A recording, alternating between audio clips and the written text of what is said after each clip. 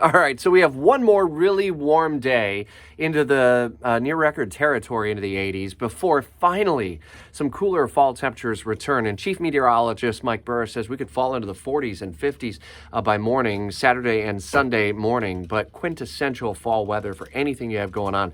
By the way, if you have yet to hear about it, make sure you follow Mike Burr on social media. He is hosting the inaugural Pan-Can Pickleball Tournament hosted by the Mayo Clinic and others at the Yards. What a great cause, and one so close to Mike's heart, losing his mom years ago to pancreatic cancer. A big fundraiser to raise awareness and to raise money for caregivers and more. Certainly hope you join the cause on Saturday morning. This pickleball tournament will get going, and the weekend looks to be really nice for that or for the Jacksonville Fair. It's the closing weekend of the fair.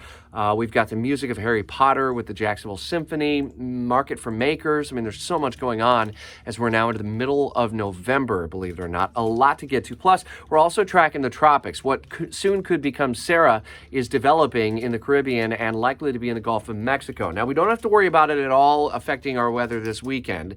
It'll be early next week that you want to make sure that you are monitoring very closely for the potential of development and impacts in Florida. Still early on this one, all the more reason to keep updating Talking the Tropics with Mike at WOKV.com and in our app. We've got a ton of reaction continuing to come in on the latest nominations from President-elect Trump. The biggest one getting most of the attention is the loyalty that Representative Matt Gaetz has shown to President-elect Trump, as he is now paid off for that loyalty in getting nominated as the Attorney General.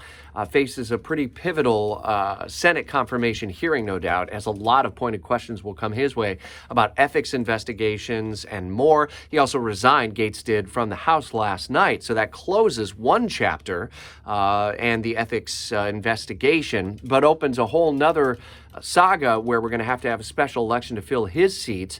And don't forget, we've also got to see a special election to fill the seat of Mike Waltz, who was selected to be an intelligence person very close by the president-elect. Florida Senator Marco Rubio nominated to be Secretary of State. Tulsi Gabbard also nominated to be the Director of National Intelligence. So a lot of big names in GOP circles and conservative circles bubbling up as Trump nominees. We're on top of all the reaction coming in throughout Jacksonville's morning news and continuing team coverage. You can always get our breaking news alerts when these stories break, as most of them did after we were off the air. Make sure you download for free the 104.5 WOKV app.